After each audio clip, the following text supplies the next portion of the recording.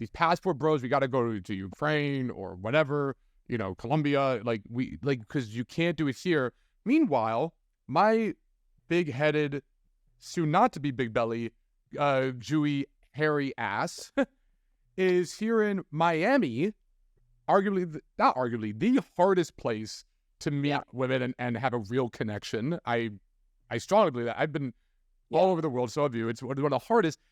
Yet I have found a gorgeous model, half my age, my culture, who's into nerdy shit, who's into anime. She topped my nerdiness, who is both loves to cook and clean and organize in a feminine domestic role, yet pushes me with my business. Damn it, we're doing it live. We're doing it live. Oh, hi, guys. And welcome to another episode of the Modern Success Podcast. Joined... Start the podcast like this? Go. Yes.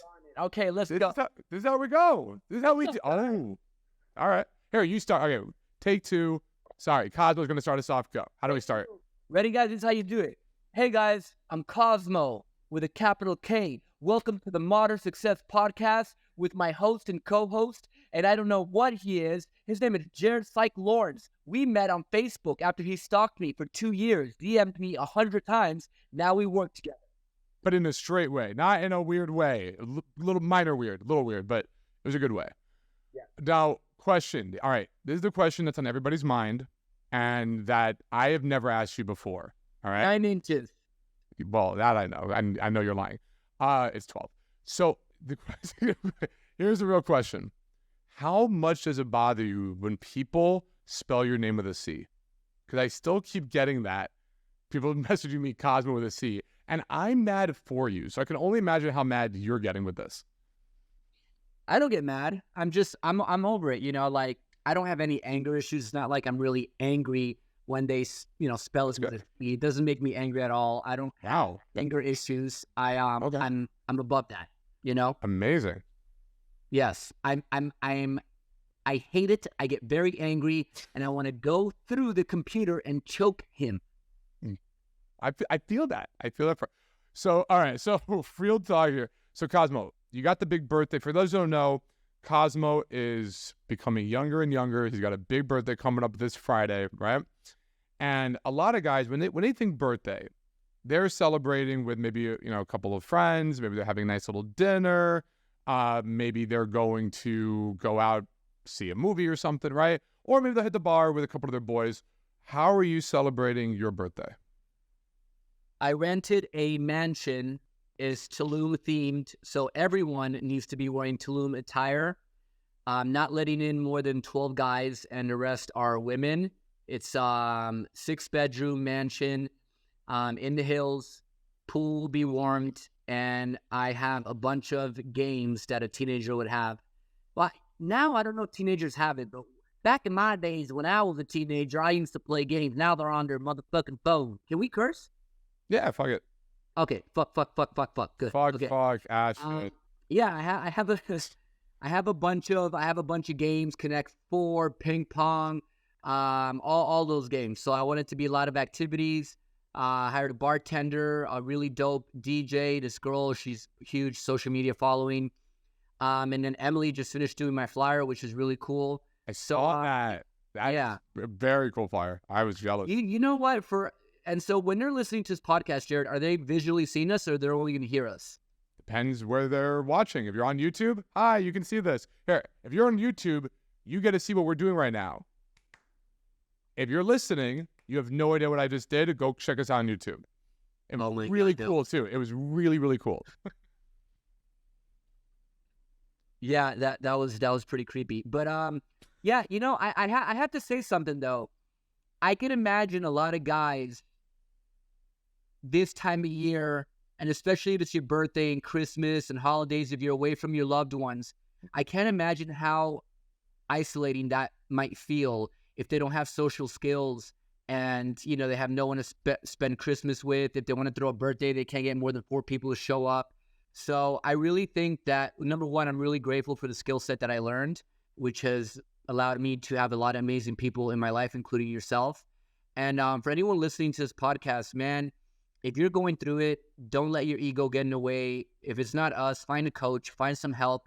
where they can teach you not just to like have sex with women and get the girl to make out with you, but just to live a life where you have a cool social circle, you throw events 2-3 times a month and have a fun lifestyle. I think that to me, Jared, is the happiest for me. What I think will be the happiest moment for me this weekend, turning 40 years old, is just having a bunch of people that I love around me. And there's some other people that I don't love, that I like, that they're just really hot girls, that they're just fun to be around. Those two. Doesn't hurt. Yeah, why not? Right? Yeah. So I'm excited for that.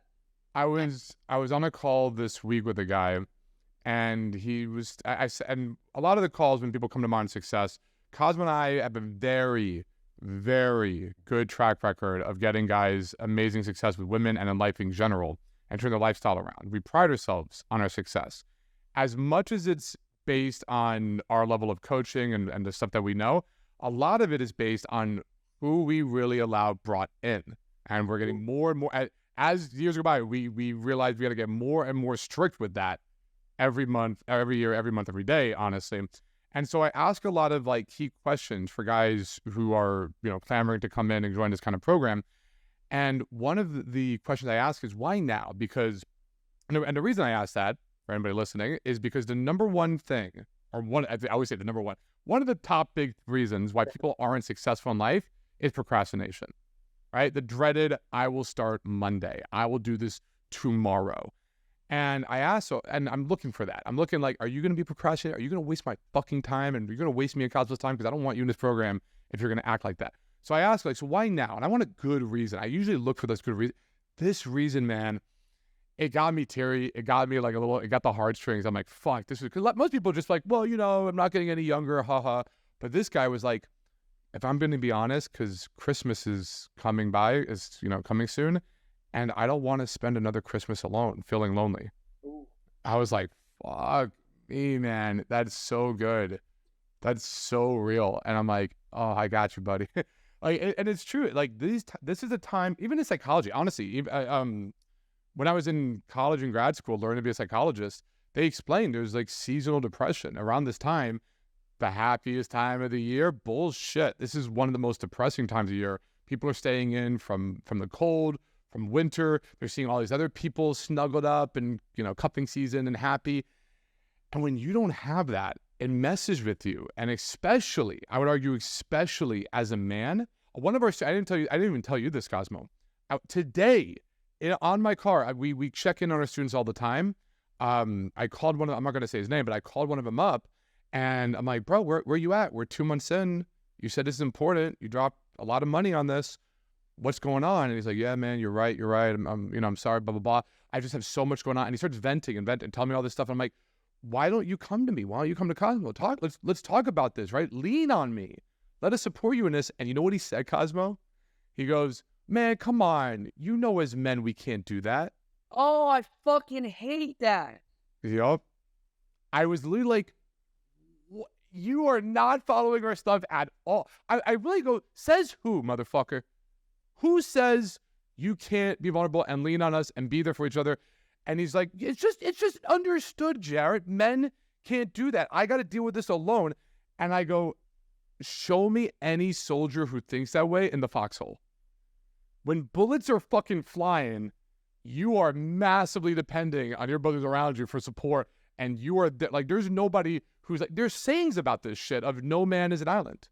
No man can do it alone. But that in my mind is true toxic masculinity. That's the real problem going on. The people out there, these reels being like, you can't be vulnerable as a man. You got to suck that shit up, bro. Right? You can't be vulnerable. She'll leave your ass. The moment you cry, she will leave you. And I know you're the king of turning this around, like the poster child of being able to be high levels of emotional intelligence and owning your emotions and still having insane successful women. So what is going on? Why do people keep saying this? I mean, I would have meant the word great because I don't want to say, but there's certain people that came into the media and really, really convinced. And by the way, I don't want to start this off by bashing Andrew Tate. I think that a lot of things that he does, I agree with. I actually love. Let me start with a positive. And before I answer your question, Jared, I love that he says, work out, get up early, hit the gym, learn how to fight. Like, I'm telling you, this online trolling thing and people commenting, Cosmo, you suck, or like putting people down and stuff like this. They would never do that if they were held accountable. In real life, if you get punched in the nose one time, it will be years before you talk shit again. You'll learn real fast.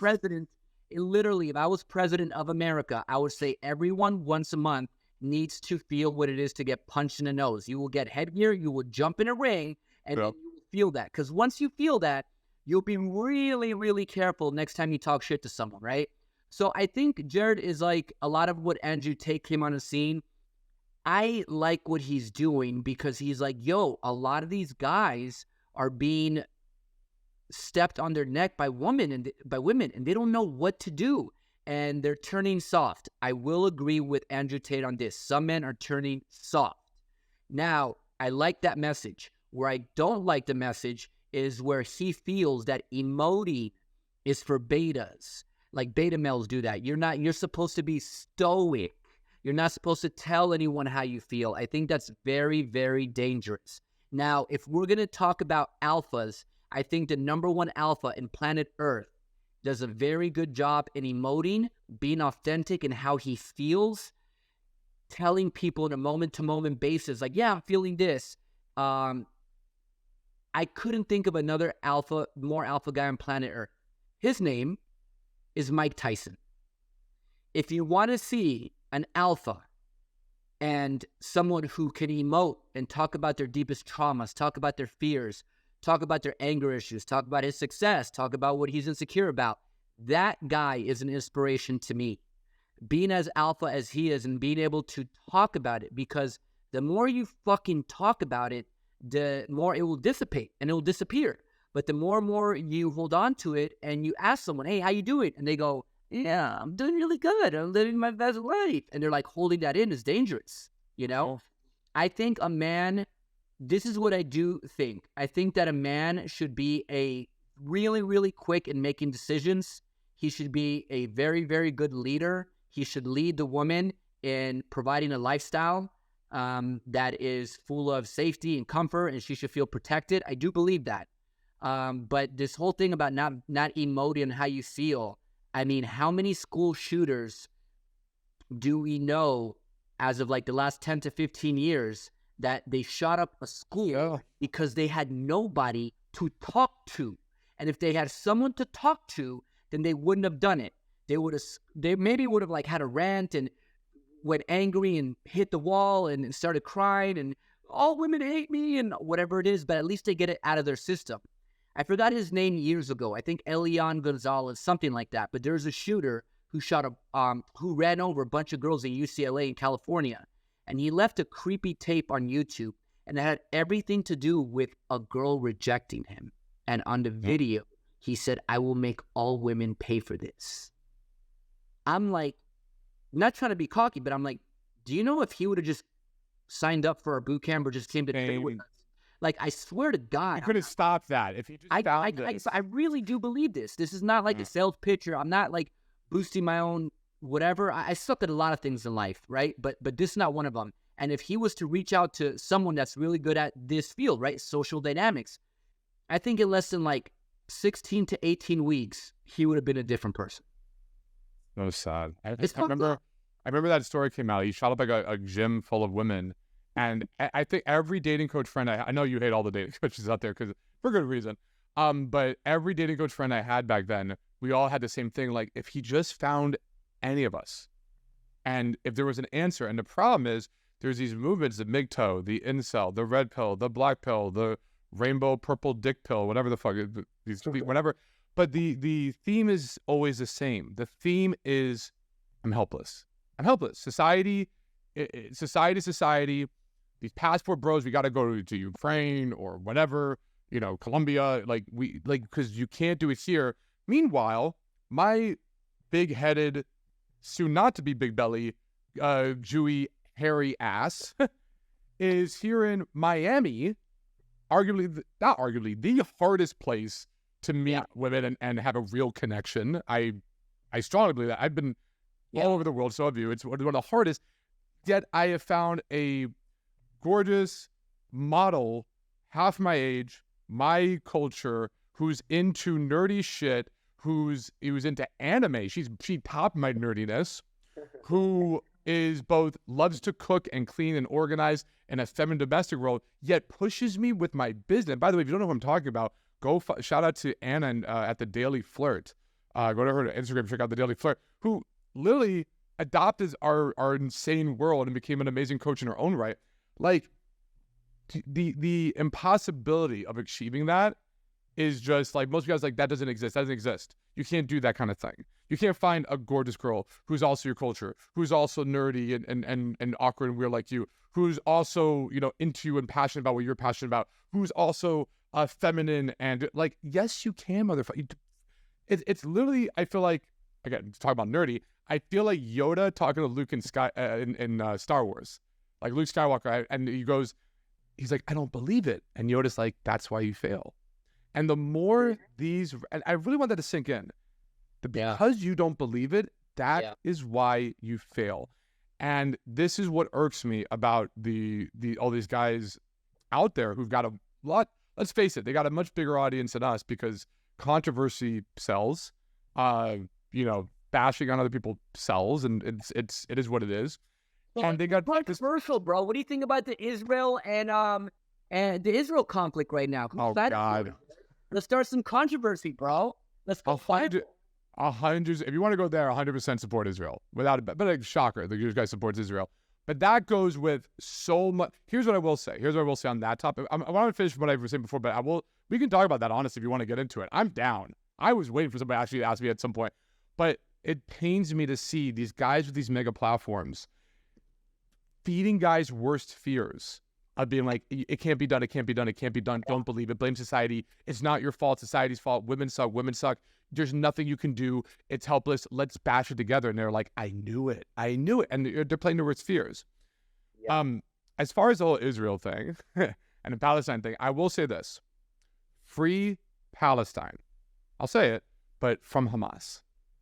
That is what's going on. Oh, funny how you're talking about politics, your left hand turned into a politician. Even how you just did that right now, you're like immediately turned into like. I did not have relation with, but it's true. I mean, like, look, okay, so we're talking about how these leaders in the dating space are poisoning all these people, right? This is in my mind the problem with what's going on the whole Israel and Palestine issue is that the leaders are poisoning these people, right? Look what happened. They're like, oh, let's go do this terrorist act. And people can be like, well, what do you expect them to do? You know, they're living under oppression. Sure. And the way they're being treated, the condition in Palestine, awful. In Gaza are awful. And my heart goes out to the actual civilians and the people who are suffering and the casualties of war, no matter what. I mean, look, I'm Jewish. I have relatives who went through the Holocaust. My heart goes out to the German civilians in Dunkirk who were bombed and killed from British, because they had nothing to do with Nazis. There were German civilians back in the 1940s who housed the Jews, who like looked out for them. Like, you can't hate a people. The moment you hate a people, you're wrong. Yeah. Right? The moment you're like, all Germans are Nazis, you're wrong. All women suck, you're wrong, right? So war sucks. War is bad, and civilians die, and it's messy, and good people die because of the sins of bad people that have nothing to do with.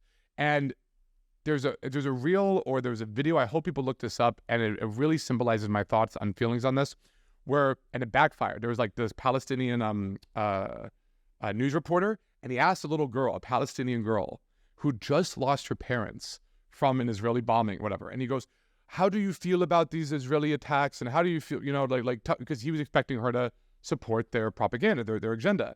And she goes, please free us from our leaders. Please free us from, you know, Hamas or whatever. I hate the fact that they are constantly, you know, going after Israel and forcing this conflict on our doorsteps, on our thing. And I forget how she worded it, but I was like, oh my God.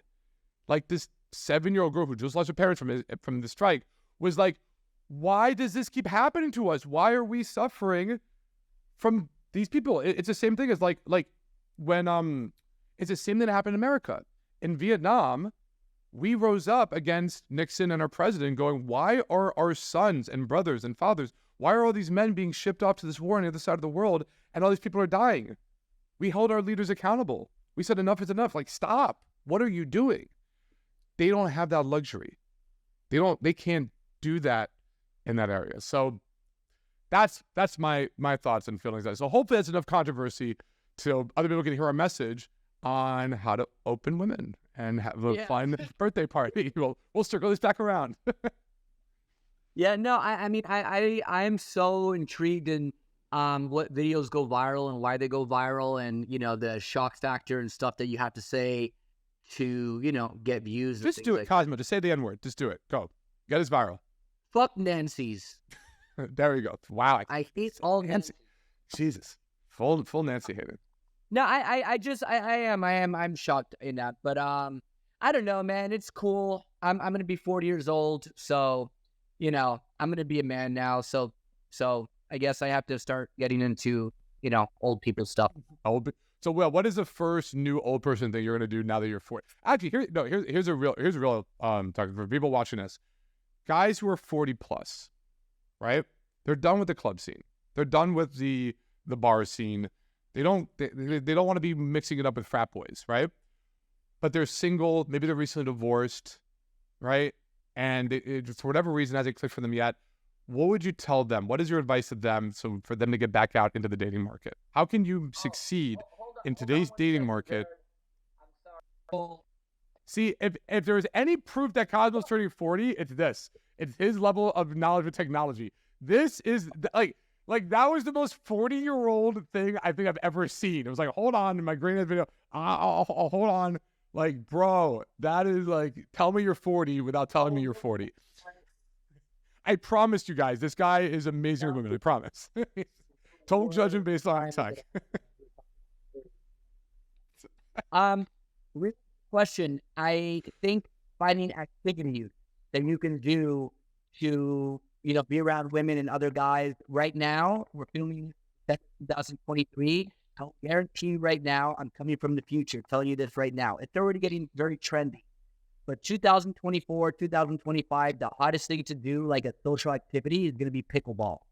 Already in Hollywood, the biggest house parties, all the celeb parties over there, already including pickleball. There's mansion owners that I know to the events that I go to that are literally getting pickleball courts built in their mansions now. It's a huge trend in Hollywood. I feel like 2024 is going to be like a big thing.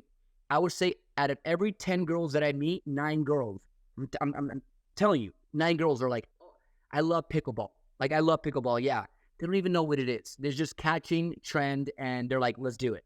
But, yeah, for guys over like 45, 50, 55, I think it's finding an activity that you can join, right? Like a pickleball. Going to F45. Mark Wahlberg owns that. He's doing a good job in promoting it. They have like a network of people where you go there, Saturday morning, they all work out together, then they'll get coffee after. A lot of my friends right now are starting Sunday coffee clubs. So after you're done partying in the weekend, and even if you don't party, on Sunday mornings you show up and you have a bunch of people, no alcohol, just nothing but coffee. You go there to network. I think at that age, instead of if you're burned out with the club bar scene, you can have social events like that and find either two things. You're either going to have to find a social connector or a value connector. A social connector will tell you where all the girls are at, where, the events are, and a value connector would be someone that can bring the money to the table, that can fund the event, that can bring the finance. So, yeah. And also, too, to say something, my Cuban uncle that went to a retreat, you met him, he's 60 years old. He's in shape. Well, he's in shape like a 35-year-old. So, I mean, I think the 40 is the new 30 right now. With all the technology we have right now, Jared, I feel like it's, yeah. I mean, I hope you learn the technology, but yes, we have it. But yes, I just need you got to use the technology. It's so true. I mean, even with biohacking, like I'll be the first person. I swear by it. I think honestly at 40 you should look into it. The stuff I do with my privatized medicine, whether it's semaglutide for losing weight, whether it's I'm on testosterone for just getting more muscle and just feeling more energy and great and thinking better. to dynamic machines that can juggle you and sculpt you and do all these kind of things, to monitoring your health, just the blood work and like checking on things that you had no idea, like lymph nodes are firing, whatever. It's so cool what you can do in the biohacking realm. Like even in the entrepreneur space. So for those who don't know, I'm also a business coach. Yes, in Modern Success, obviously, but also in another company called Agency Lab. I'm one of their business coaches.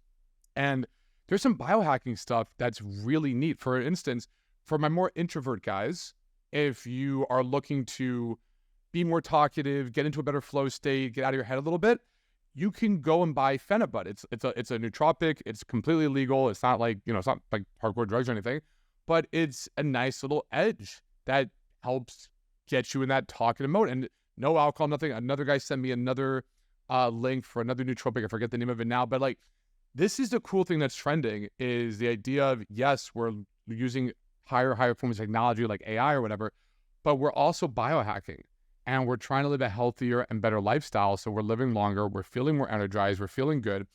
And when it comes to energy, I don't know anyone who's more of an energizer bunny than you, Kosmo. I have a theory.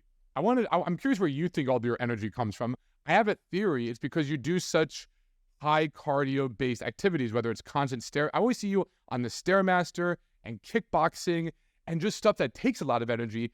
And Anna called it, she goes, it's so weird. She did Pilates, right? And she's like, this wrecked me. Pilates wrecked me. There's so much energy used. But then later in the night, she goes, I don't know why I have so much energy now. Is that the secret? Doing things that require a lot of energy gives you a lot of energy? Yeah, or what is your take on a it? lot of people want to run away from the hardest machine in the gym. And so they'll get to the gym and they'll do things that will make them feel comfortable, and they can bench press, do arm curls, and which, by the way, shout out to you because you're already at the gym, so you're winning, right? But that being said, Right. you can't hide from you. You know what scares you. And what I like to do is get to the gym or get anywhere where there's, machines, and I look at the machine and I was like, what machine scares me? What is the hardest one that I can do? Usually is the Stairmaster. That's like the hardest one. It's like you just keep going up, going up, going up. But yeah, no, a lot of people say I have a lot of energy. I think it's because of the ongoing cardio.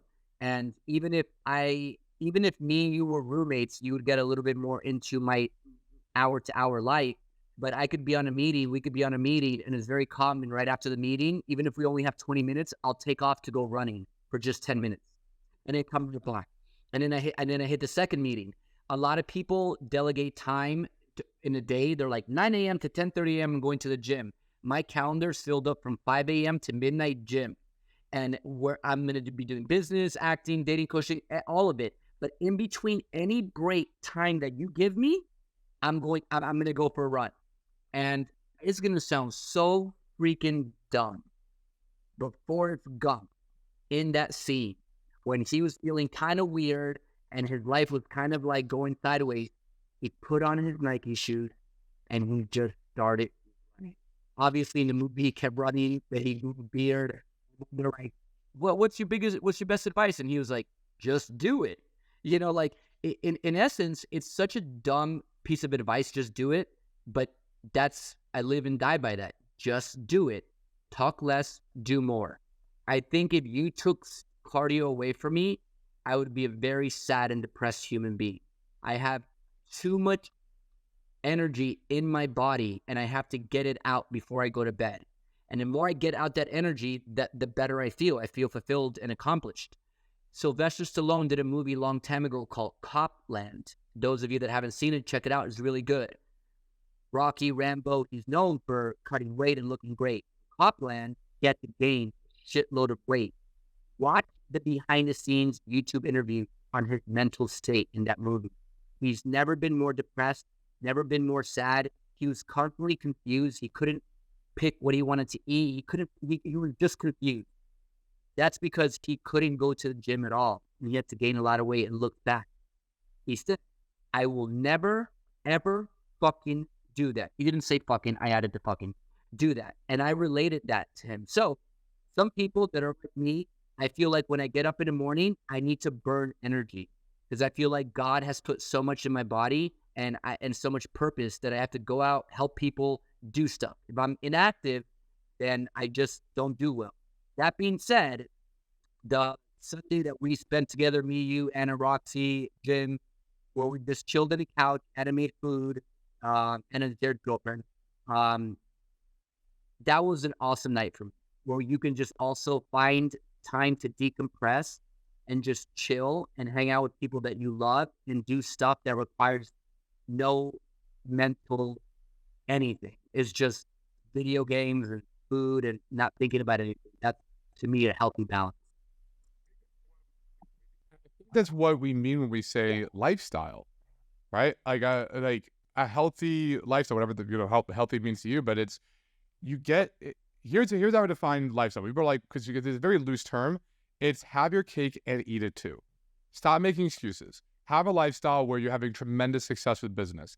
That also gives you a better body and feeling healthy, and you're noticing that you're getting more energy. That also includes being able to hang out with close friends and have quiet nights and have little game nights. That also includes allow you to rage your ass off for your birthday in a mansion surrounded by gorgeous women. That also allows you the luxury to go travel to Tulum on New Year's every year because that's what you want to do, motherfucker. That also allows you to like stop making excuses, say, well, I got to choose and pick whatever. No, craft the lifestyle. That's really what I mean. So I know we're running a little bit out of time here. For those who want to create that lifestyle where they have the women, they have the money, they have the health, they have the belief in themselves and the confidence and charisma where they're not lonely on Christmas anymore. So those who want to stop being lonely on Christmas and start having that lifestyle, what's the best way for them to see what it's all about for you, reach out to you? What would you suggest they do? Are you asking them where they can contact me? Yeah, on my Instagram, absolutely. Coach Kosmo, COACH_Kosmo with a K, KOSMO. Yeah. Instagram, I answer my DMs through there. But I feel like, to answer your question, what they should do is read Stephen Pressfield's book, The War of Art. Not the other book, The Art of War, not that one. Stephen Pressfield, The War of Art. And it deals with how you can stop procrastinating. And he talks about the enemy is resistance and is constantly around us all the time. Even making this podcast. Do we even have to do it? Maybe we can do it tomorrow. Let's push it to Thursday. Everyone deals with it. So number one, read that book. But why I'm telling you to read that book is because you have to find out why you're overthinking everything and not doing shit. And the more and more you think about it, the more and more you kind of try to figure out if it's the right move, it's going to be too late. You're going to blink. You're going to be 47 years old, lonely. Just take action. And you're going to have to pick. Either I figure this out by myself, Jared, and I invest a lot of time in it, or time is more important to me. I'm going to double down on myself, and I'm going to put money down on myself, and I'm going to invest money in myself, which every single millionaire around me spends a shitload of money per month investing in themselves because they want to keep growing. So it's up to you. It's either time or money. And so if you find someone that you click with, that you like what they say, their message, then just pay them. And don't think about it. Just jump off the plane and figure it out as you're going down how you're going to open up the parachute.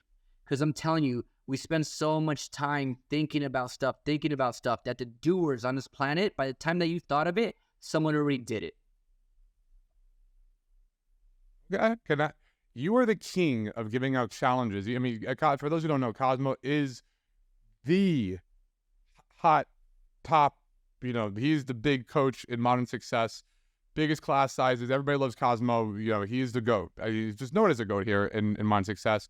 And one of the reasons, because he gives out challenges that pushes people to stop being book nerds and actually put into action and put into stuff that we teach and actually make it real, make it tangible. However, I like to flip the script on you, Kosmo, if you don't mind, because 2024 is coming around. I want to challenge you on something 2024, if you're open to it. No. Feel free to say no. It's okay if you don't want to. It's okay if you don't want to. When are we going to get the art of Kosmo? When are we going to get Kosmo? Oh, wow. Okay, I'm going to write it down right now. What's your challenge? Can we do a New Year's resolution?